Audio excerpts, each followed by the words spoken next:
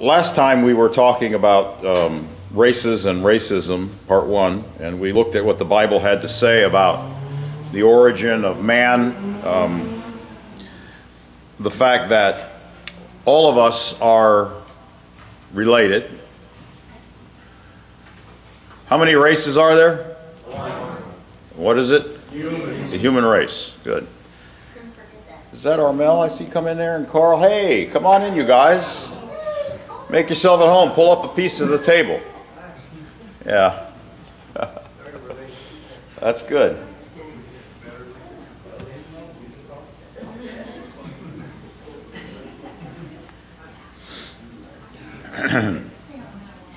How many of you have heard of... Okay, let me try that again. I'll let everybody finish welcoming Carl and Armel back. They haven't been here in a little while. It's good to see you both, Carl and Armel. Yeah. We got a little different, a few things are different since you were here last. Yeah. And we have some visitors from some of our satellite groups here today. I guess I'll go ahead and introduce them. Johnny Walker, raise your hand, from Mount Laurel, New Jersey, and Michael Cox from the Hartford, Connecticut area, and Ben Wallach over there in the white shirt, the guy that looks like one of the Mormons on his bicycle that you see in your neighborhood. I'll be coming to your house later. Yeah. Ben is from Peoria, Illinois. Today we're going to be ordaining Ben and Walter after the second service, so hope everybody sticks around for that.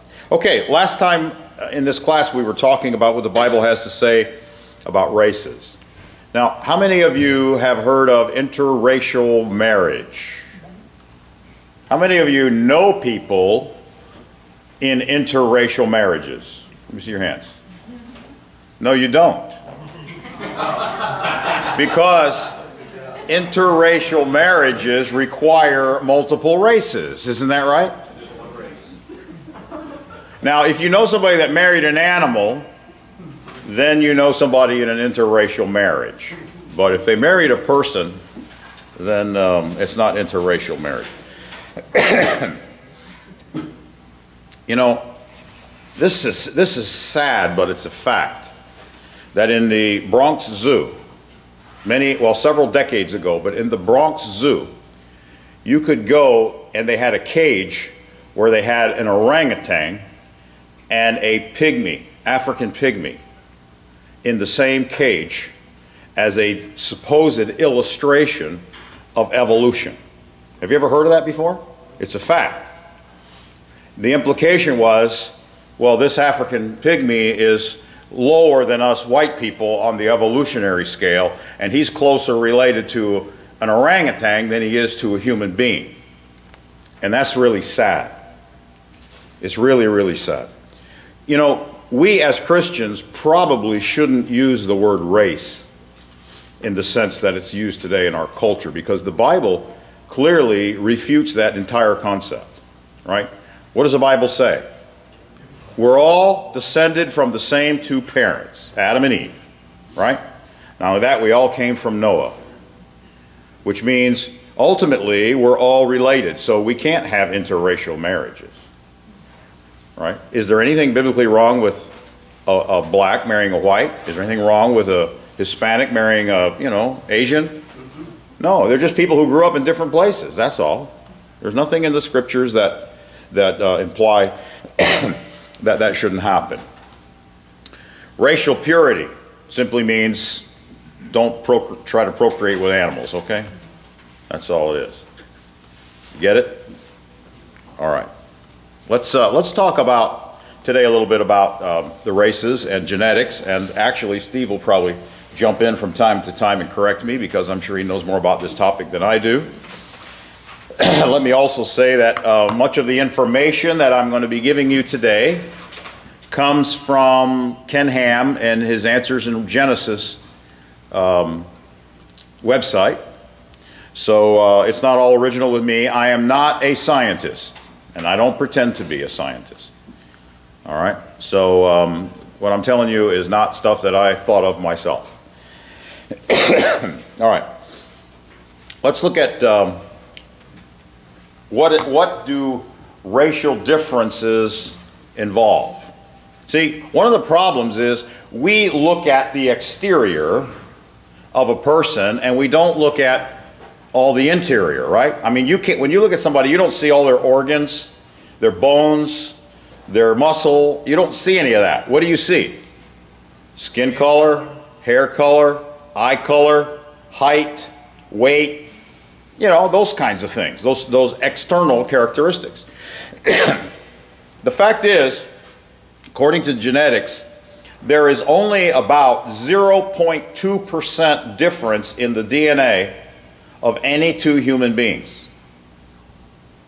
0.2%. That's very, very small differences in any two human beings. And that includes any two whites, any two blacks, or any black and any white. There's really very little difference genetically between us as a people, because we are all descended from the same parents.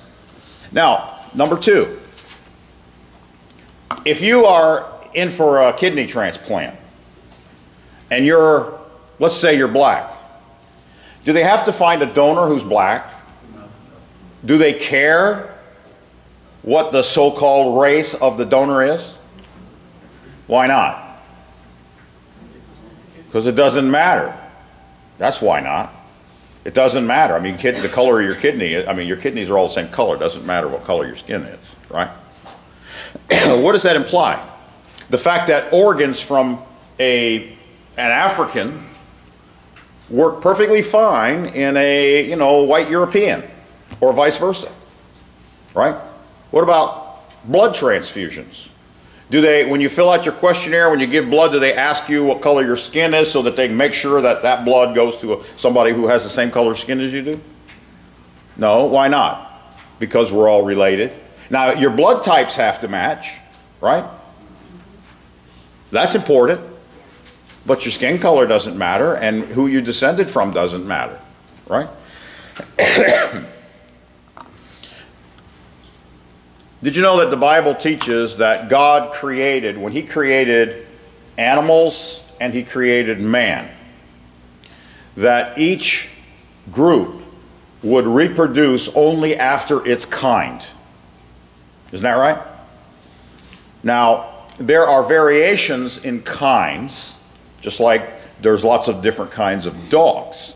Why are there lots of different kinds of dogs? Do you think God created poodles? How many think God created poodles? And how many think God created German Shepherds or Alaskan Huskies? Well, the fact is, all of those species of dogs are simply bred from wolves. Did you know that? They're all different. They've been bred from wolves. And breeding is done by doing what? Matching certain males with certain females because of their characteristics, and doing this over many generations in order to filter out the unwanted characteristics. Isn't that right? That's how they do breeding. All breeding over generations loses genetic information. It filters out the things that are unwanted in those dogs. And that's what's happened with human beings as well. All right. Can a cat and a dog procreate? Why not? They're not the same kind. Yes. You do have a tiger and a lion that can. Yes, that's because they all come from the same common animal. They have developed what appear to be differences over time. Any animals that can procreate with one another have originated from the same kind. All right, but because of circumstances, environmental conditions, adapting to certain circumstances, these animals become more specialized because they lose certain ability to adapt in certain circumstances. We're going to get into that, excuse me, a little bit more in a little while. Now, you might think, well, skin color, there's a lot of different skin colors. Isn't that right? How many think there's a lot of different skin colors? You're wrong. There's only one. There's only one color, skin. It's just some is lighter or darker, but it's all the same color. All right? And why is it all the same color? Does anybody know why? I know Stephen knows why. What gives skin its color? Oh, it's on the screen. Melanin. Now, your body produces melanin. Do you know what it's for? Go ahead, Ben. Huh? Except for Ben. Ben is our token albino. Come here, Ben. I gotta get you on video. Okay. Ben has no melanin whatsoever. You know, I told you guys before that Vera said that I was like, you know, really, really white when she was introducing the preacher to one of her daughters. Yeah, well, Ben makes me look dark. Oh, yeah. In fact, at the house the other day, he was staying with us, I told him that I didn't mind wearing shorts in front of him because his legs are wider than mine. Sit down, Ben. Anyway, why is Ben so light? He don't have much melanin. In fact, his body isn't capable of producing very much melanin. What does it do, by the way? What does this substance do? It gives pigmentation. You know what it does? It acts like sunglasses for your body. You all wear sunglasses, right? What do you wear sunglasses for? To protect your eyes from UV radiation, isn't that right? Do you know what melanin does in your body? It protects your skin from too much UV radiation. It acts like sunglasses in your skin. Did you know that differences in skin color, what we call differences in skin color, differences in hair color, differences in eye color all come from the very same thing, and that's different amounts of melanin in your body, in your eyes, in your hair, or in your skin. It's a fact. All right? So what's the difference between us? Some of you got a lot of melanin, some of you don't. Why do you think that's the case? Just a guess. Take a wild guess. Why do some people have a lot of melanin? Different. You think the climate affects it? Okay. It does actually over time. Adam, were you going to say something? Yeah, that's what you were going to say? Yeah. How do you think Ben would fare if he lived near the equator and he was a farmer? Okay. He's got light blue eyes. He's got hair that's almost as white as mine.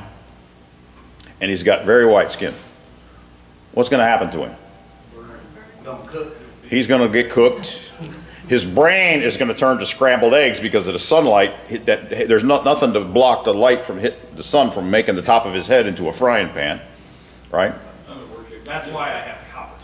His eye, yes. Yeah, I mean, in fact, we were talking about how much sunscreen he has to put on when he gets out in the sun. Otherwise, he's in deep trouble. If it's below 50, yeah, he's in deep trouble. Now, do we need sunlight? Does your body need sunlight? Why? I know Stephen knows why. Vitamin D. Your body produces vitamin D from sunlight. Stephen, tell us what the importance of vitamin D is. I know I'm putting you on the spot. No, that's okay. It's actually a hormone. It's not a vitamin. Okay. Its action chemical in your body is hormonal. Mm-hmm. And it participates in almost every major chemical reaction in the body. Okay, so it's really, really important. It's a major regulator of Yeah. immune function, which allows us to tolerate things that are internal and the external environment. Okay. Now, let me ask you this, Stephen. If Ben and Ebony live in the same location and they work out in the field, farming, let's say, who is going to get the most vitamin D? There's a genetic component. Okay, without other components. Yeah, if you're just looking at sun exposure, it would be bad. Yes, by far. He's going to be producing lots of vitamin D. Ebony is not going to be producing very much vitamin D, but it will be sufficient if she's out in a lot of sunlight. Okay? Now let me ask you this. What's going to happen to Ben if he gets too much sunlight? He's going to develop what? Skin cancer. That's the biggest problem right off the bat, right? Skin cancer. Also, cataracts are related to sun exposure, too much sun exposure, okay? His brain's going to get baked in the sun, right? So what we see when we look at the differences, these external differences, is that some of you here would do much better in a hot, sunny climate than some of the rest of us. And what we also see is that guys like me and Ben, we do pretty good in a cloudy, overcast, northern climate where there's not a lot of sunlight, where the summer season is short, the winters are long, where we live in the latitudes where the sun is low in the horizon. They're not directly overhead, right? Because when the sun is low in the horizon, the atmosphere is filtering out a lot of that UV radiation, right? So me and Ben, we would do pretty good living in Iceland or Northern Europe or someplace like that. We'd do pretty good because our skin is so light, we would produce plenty of vitamin D even in low light, even without having a lot of light, okay? While some of you other folks, you would be deficient. With your darker skin, you'd be very deficient in vitamin D, and it's very important to your health. All right? So that's, that's a problem. So, again, some of you folks would do very well in a location that's close to the equator. And some of us would do very well far away from the equator, all right, up in the very high northern or very low southern latitudes. All right, we seem to be adapted for those things, and we're more healthy and robust in those certain conditions.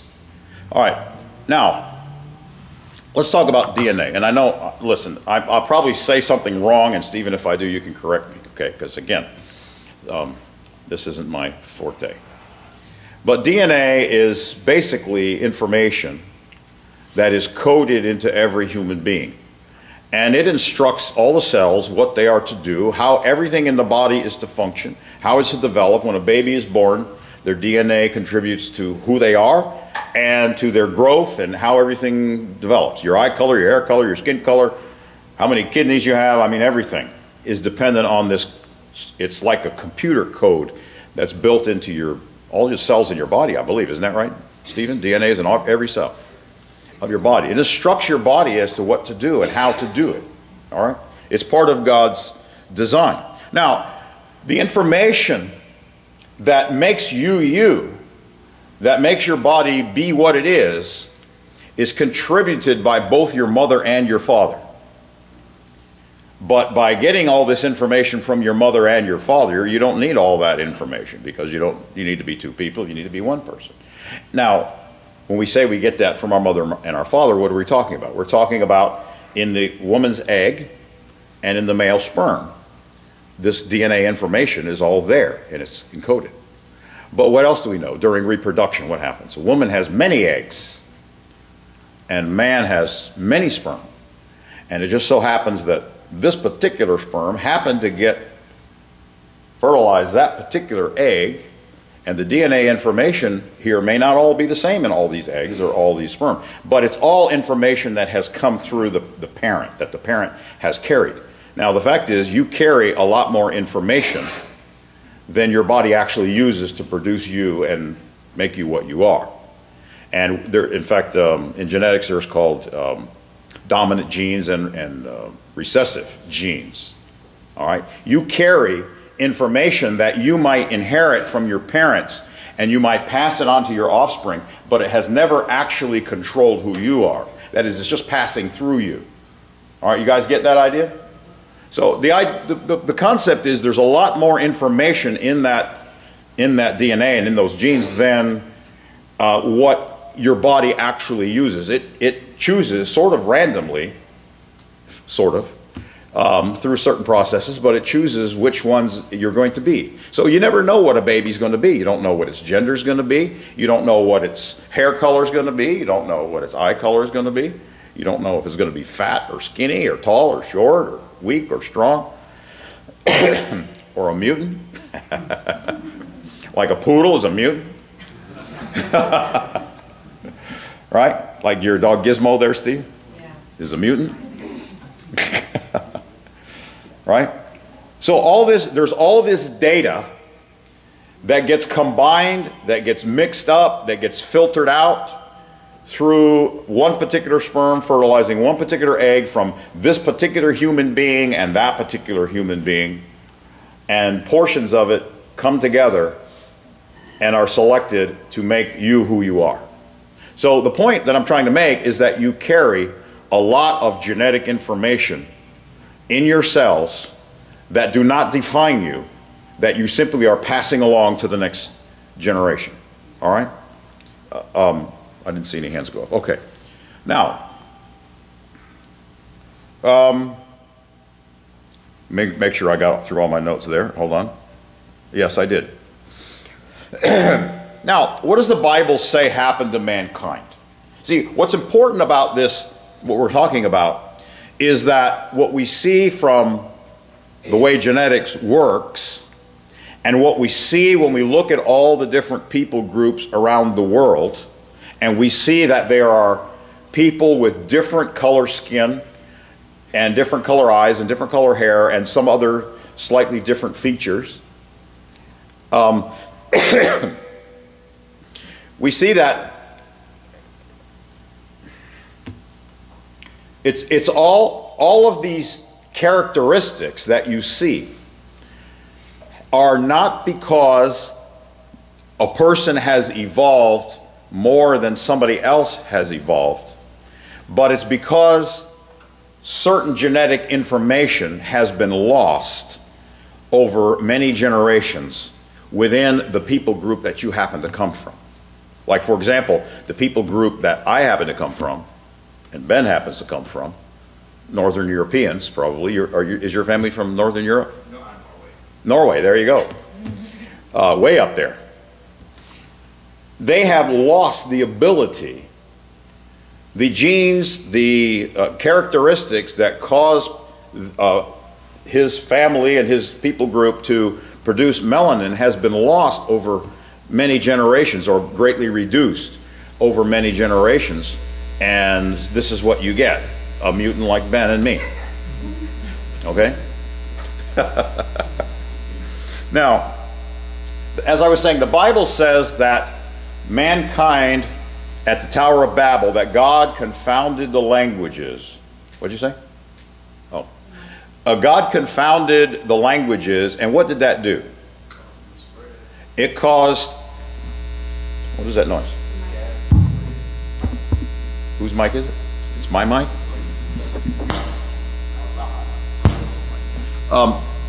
Just go back there and hit the mute buttons one at a time.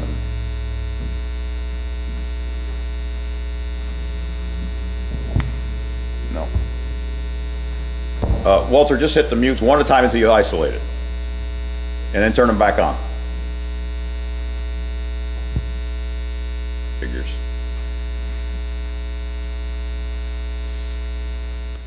Okay, which one is that?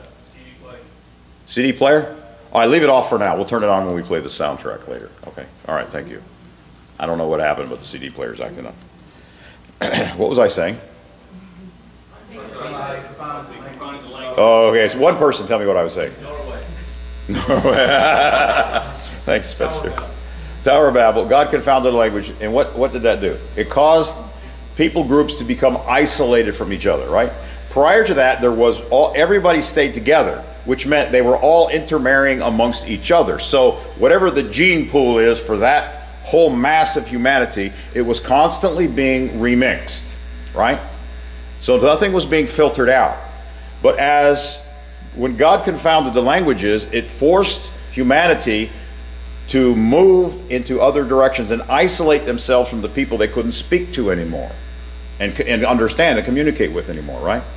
Now, if you take, let's suppose, just for simplicity's sake, let's suppose that one group, let's just make it very simple. Let's suppose that when God confounded the languages, he only split them into two groups. And one group camped out somewhere near the equator. And the other group moved to Norway, way up in the far north. All right? What's going to happen over several generations? What do you think is going to happen? Your skin is going to get darker? His skin is going to get lighter? Why? All right, but why? Why is that happening? That's what I want us to understand. It's not that we're evolving. It's an environmental adaptation. All right, go ahead, Christina. Well, the equator group's going to produce more melatonin consistently. Melanin, not melatonin. Melatonin's a sleep aid. Well, so they're going to produce more. But why are they going to produce more? They're in the sun. It's more expensive. They don't need. Yeah, but the sun isn't causing them to produce more. Their gene pool is isolated. Their gene pool is isolated, they're separated, and now they have just that particular information that their body. No. No. I know Stephen, though. Or Kathy, go ahead. Survival of the strong, the strongest. Okay. You've heard of survival of the fittest, right? It's often confused with evolution. It's actually sort of a slang term for evolution, but it's actually, there's some truth to it. And that is, the people who are robust and flourish well within a particular environmental setting. Let's say, those of you folks here who are dark, and you're in Africa, you're going to do well. You're going to do well if you're near the equator. You're going to do very well. Okay, why? Why are you going to be healthy?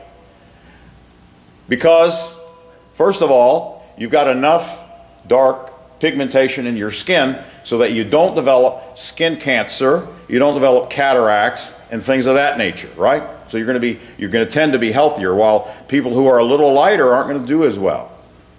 All right? So what's going to happen to the people who are a little lighter? More disease. More disease. Die earlier. They die earlier.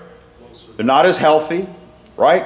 Now, what happens is, if you see this developing over several generations, when people are looking for a mate, and this has been true since the beginning of time, but when people are looking for a husband or wife, one of the important things that they look for, and you may not think about it, but it's part of what you're thinking about, is you want somebody who's healthy and robust, not somebody who's sickly and weak, right? Isn't that right? I mean, a man wants a woman who can produce a lot of children. I'm not talking about today. I'm talking about back in the day, right? Robust. Robust women. Yes. No, I didn't say rotund women. I said robust.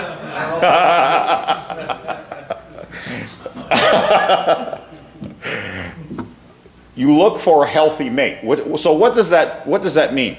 That means that people who are flourishing in a particular environment are more likely to find a mate, are more likely to produce more children. And their children are going to tend to inherit their genetic makeup. All right? So what you'll see is, if you got, let's say we've got people of average color between me and Ben, or between Ben and, I don't know, May. Okay? Whatever the average is between that. That's what Adam and Eve were. Okay? They were brown skinned, but not real dark. As their descendants move into certain climates, your children are going to tend to be a slight variety. Okay? There's going to be variety. There's always some variety. But the children who are a little bit darker are going to tend to be a little bit more healthy in that environment. Right?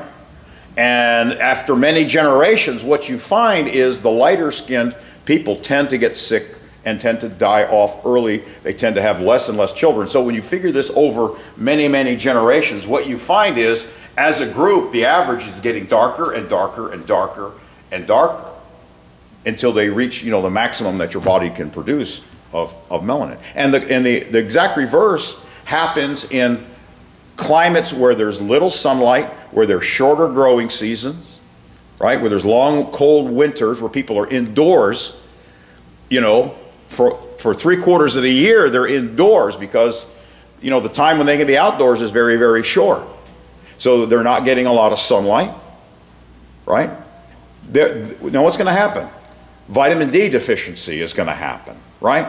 But those people who are a little bit lighter are going to do a little bit better, because their bodies can produce vitamin D a little bit easier than somebody who's a little bit darker. So they're going to tend to be more healthy in that environment as well, right? Same with eye color. Cataracts are developing among lighter-eyed people who are living in very sunny climates, and so forth.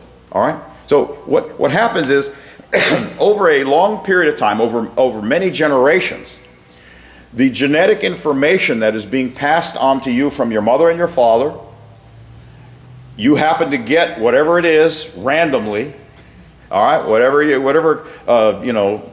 been dealt, that's what you are. But you will do either pretty good or not so good in a particular environment.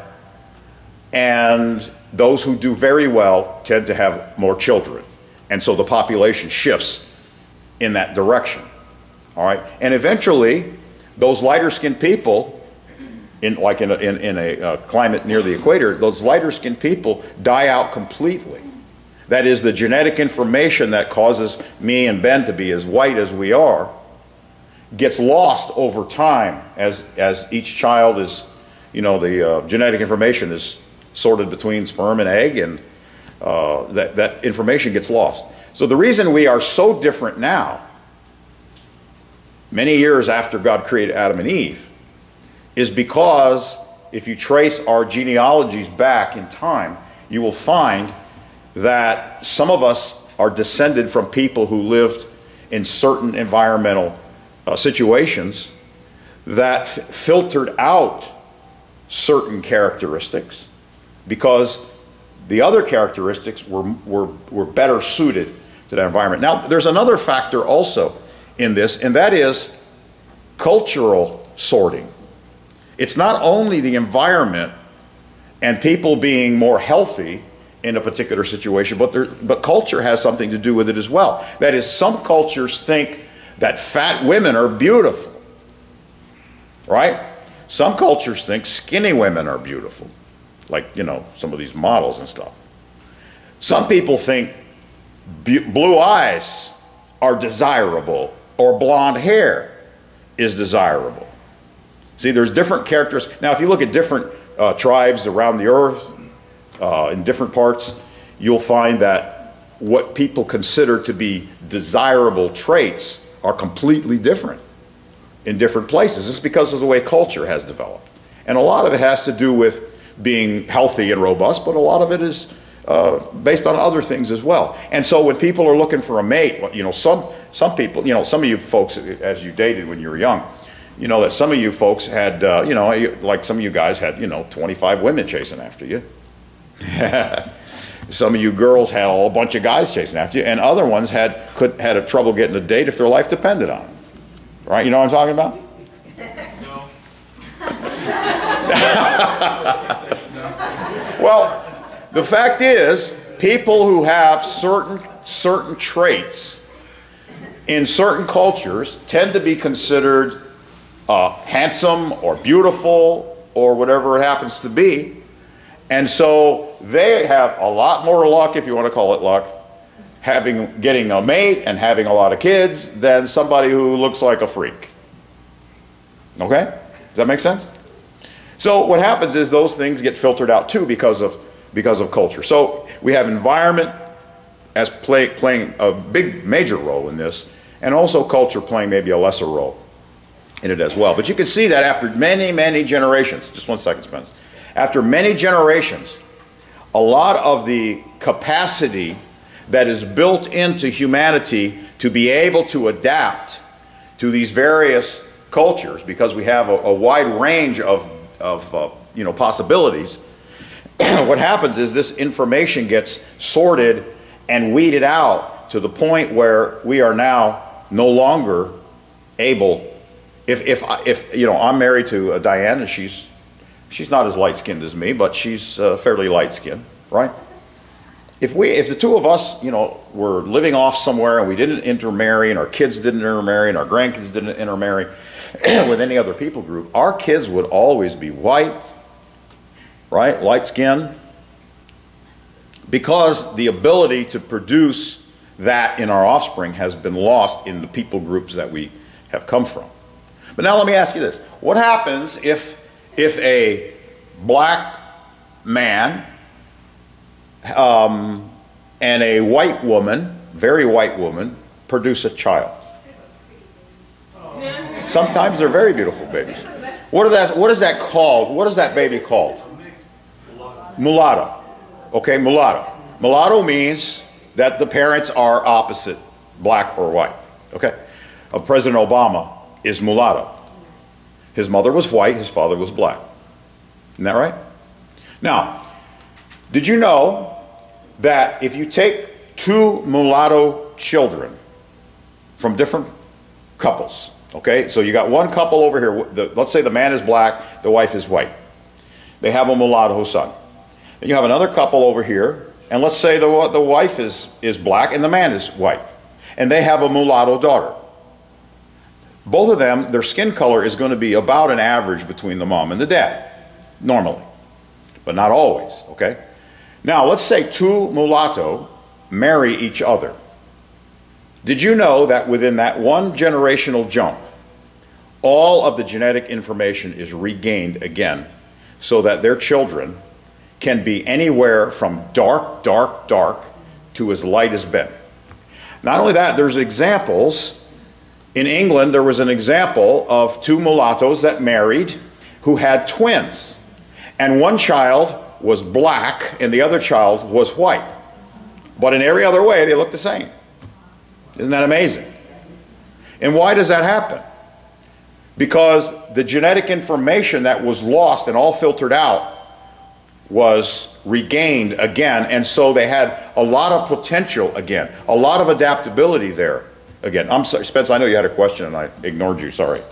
What was it? What are your thoughts on diet and migration? Like if someone's saying, hey, it's really hot here, this isn't working out, I'm going to move like 100 miles north and I'm going to do a little and hey, there's this food over here that's going to help me be healthier. Yes, yes, diet had a lot to do with it.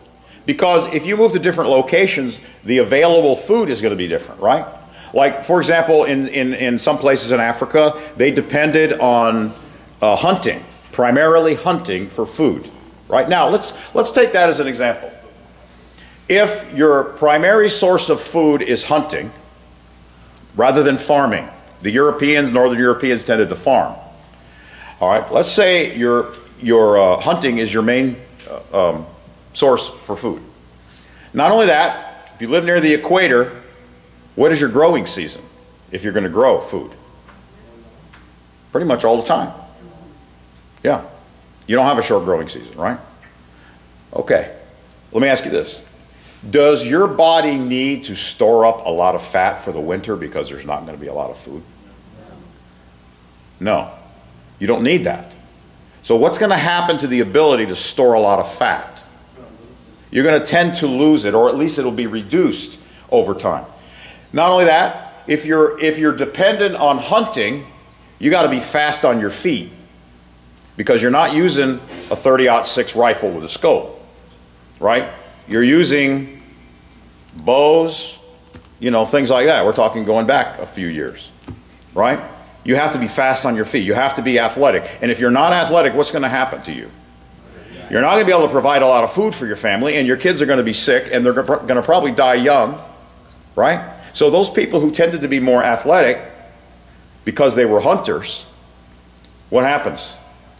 That quality of being athletic tends to become more dominant in that people group, while the people group who need to store fat for the winter because they have very short growing seasons, and for a good portion of the year, you're going to be indoors where you can't really hunt, you can't really do anything. You have to store up food, and then you have to kind of live off of the fat that you store.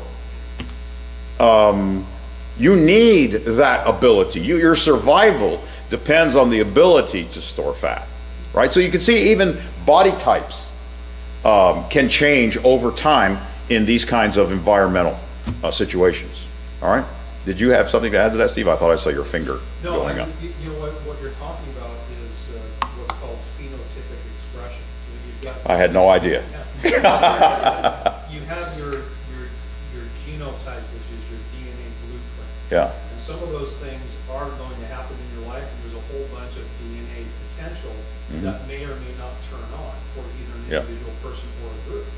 And that genotypic potential gets expressed through your environment, through your lifestyle, through your experiences. And so for certain people, certain genes will turn on given a specific environment, whether Yeah. it's dietary or whether it's geographic Yeah. location. So there is, even within the broad potential of DNA, there's a lot of variability. Yes. In other words, what God created when he created Adam and Eve is he created them to be very, very adaptable to a very wide range of environments. That is, they could live in the far north, or they could live near the equator. They could hunt or they could farm. They could do whatever it was. They had the ability to adapt to those situations. But what's happened over the generations is, as our people groups have been separated and have adapted to certain places, we now have become less able to adapt to other places that are different from where, you know, this particular type thing, you know, worked its way out. And food source is a very big part of that as well. Yes. Also blood type, right? Because for the O positive, you can be a donor for any blood type. Yeah. Currently, that would be more original blood type. I don't know anything about that. You can ask Stephen. He's the doctor in the house. Okay. Yeah. And I've heard of eat for your blood type. Well, I know it does affect your diet. Does do better with certain diets do better with certain blood types, I think. I'm Yeah. I'm more of a meat eater. Yeah. So I'm Oh. more of a hunter. I don't really know. I don't really know the answer to that one. All right. And one more question. Yes. for you. What about incest? You talk about people isolating their DNA. What if they're completely isolating their DNA Because of incest, and it causes birth defects? Yeah. Is that, Yes. Yes. Now, what happens, you have to also keep in mind that there are mutations that occur randomly in people's DNA. And mutations are mistakes in the coding that happen for various reasons. All right? The problem with, originally, when God created Adam and Eve, there were no mistakes in their DNA. And they could marry their brother or their sister, and everything was perfectly fine. And they did. But as the mistakes begin to accumulate over time in various people groups, you tend to have the same kinds of mistakes in a particular people group that don't exist in a different people group, but they have different kinds of mistakes in their DNA, okay? And when you keep mixing them up, what you're doing is you're kind of helping, you're strengthening the gene pool. You're making the mistakes so you don't have a lot of the same mistakes showing up in the same person, because it takes more than one gene to you know, affect a certain part of the body. You need multiple ones. If you got a lot of mistakes in a particular area, if you have very close relatives marrying each other, what you're doing is you're getting a lot of the same DNA mistakes together, close together, and it can lead to a lot of mutations and things like that. But originally it wasn't that way, because the mistakes are something that has accumulated over many, many, many, many generations. Okay? At least that's what I read from Ken Ham in Answers in Genesis. He actually answered that question that way.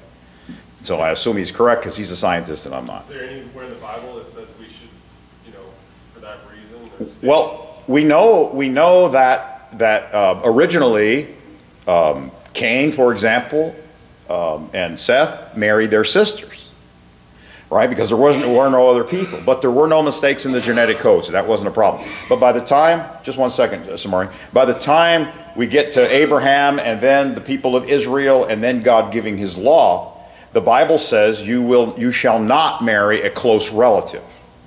The Bible forbid it. And the reason was not because God didn't want people to be happy, because they were in love with their, you know, cousin or whatever. That wasn't the problem. The problem was the genetic component comes into the equation. And so God forbid that for that reason. All right? Okay. Let's see here. Okay, I've covered all that. All right, one more thing. Now, sound science, sound genetics prove a couple of things. Number one, that all humans are related to each other. We all come from, in fact, there's been a study on the mother's side. And you've heard of the, what is it, mitochondrial Eve. Science has proved from genetics that all of us are descended from the same woman. That's pretty remarkable, given what evolution has taught over the years. That, you know, you got all these, some of us are closer related to apes than we are to humans, like the pygmy they had in the Bronx Zoo, you know, which is not true at all. The DNA between that pygmy and that orangutan were completely different. But because there were some similarities in the features, maybe of the face and the color of the skin, oh, we can pass this off as, you know, these are related. Nonsense. That's ridiculous. It's not true. All right? So what we see is that sound genetics prove, number one, that we're all related. Is that what the Bible says? Yeah, we all came from Adam and Eve, and then down through Noah and his wife and his 3 sons, right? All right. Also, in order for what we see today to have become what it is genetically, there had to be a time when the human race that had descended from that same parents were broken up and isolated into different people groups that migrated to different areas. And there had to be something that happened to cause them to do that. And the Bible tells us the answer to that as well, the Tower of Babel, right? God broke up the people groups, and he told them to spread out and fill the earth, and that's what they did. So based on all those things, is there anything wrong with interracial marriage? Yes, there is, because you can't marry animals. Remember? There's only one race, the human race. And if you marry someone of a different color, that's not interracial marriage. Okay? That's just marriage. If you marry an orangutan, then you got a problem. Okay? That's interracial marriage, and the Bible's against that. All right? Okay. Any questions, comments, challenges? Yeah, Samari. I have a question about Abraham. Yeah. I think it was Abraham. Mm-hmm. When he went to the king and he told him that was his sister, his wife. Yeah. He said it was his sister. It was his, well, it was Right. a half-sister. But didn't they make it seem as if he told a lie? Or, Yeah. But Well, sexuality, he told her to say it was a deception, because by saying she's my sister, the implication was she's not my wife. That was what he was saying. He was doing it in a roundabout way. It wasn't a direct lie, but it was an implied lie in that case. Yeah, he did that because he was afraid that Pharaoh would, you know. Yeah. Hey, let me ask you a question. Who would be the most healthy people, theoretically? The one closest to the midpoint, the one with the greatest variability and adaptability. Okay, that's right. The one with the greatest variability and adaptability, and where you don't have a lot of the mutation mistakes all located in one part of the DNA, or where it's the few mistakes are spread out, right? So if you take a very dark man and a very light woman and they marry, and you have a mulatto, that person theoretically would be more healthy than I would be. Now, I mean, there's many, many other factors as well, of course. You know, some people are predisposed towards, you know, cancer or whatever it happens to be. Diabetes runs in my family, both my mom and my dad. No, I'm sorry, both of my grandparents on my mother's side and my mother. But anyway, there's a lot. It's much more complex than what I'm telling you. But by illustrating it this way, you can see how the Tower of Babel radically affected humanity. And what we are here today, we have a mixed group of people. We are the result of what God did at the Tower of Babel. You know, just like you can go to the Grand Canyon, and the evolutionists have their interpretation of the Grand Canyon. Oh yeah, these layers developed over millions of years, and that little Colorado River cut this big, huge canyon, right, over billions of years. Yeah. But what's the truth of the matter? That's a scar on the landscape from the flood of Noah. That's what that is.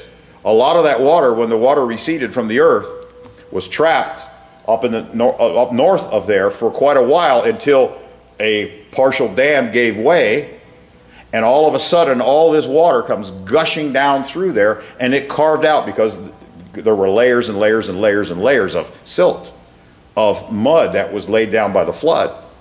And all this gushing water just carved out that whole thing. And then, you know, the layers hardened and so forth. And what we see out west, there's a lot of evidence of the flood of Noah that is really the only good explanation for how it got that way. What we see, when we look at the people groups around the world and we look at each other, it confirms the Bible. It really does confirm it. The Bible tells us how all this happened. Now, the Bible, what's funny is the Bible doesn't try to say, well, this is why black people are black and this is why white people are white. It doesn't even go into any of that. It just tells us the story of history. And when we use good science to compare what we see today with the history that the Bible tells us, we see that they fit together perfectly. That is, the Bible is really giving us accurate history of what happened. Right? All right. Anybody else have questions, comments? I was going to say, I was at the Brookfield Zoo with my kids last year, and they have in the ape exhibit, first you go up and you can put your hand over an ape's hand. Yeah, they have 5 fingers and a Kids, thumb. little kids, they can go up there Yeah. and do that. And then all the displays they have, like they'll have a picture of an ape in a crouching ape position, Yeah. and they'll have a picture of a human Yeah. next to it with like the internal organs and Yeah. all that. You can play with it. And I was pretty upset.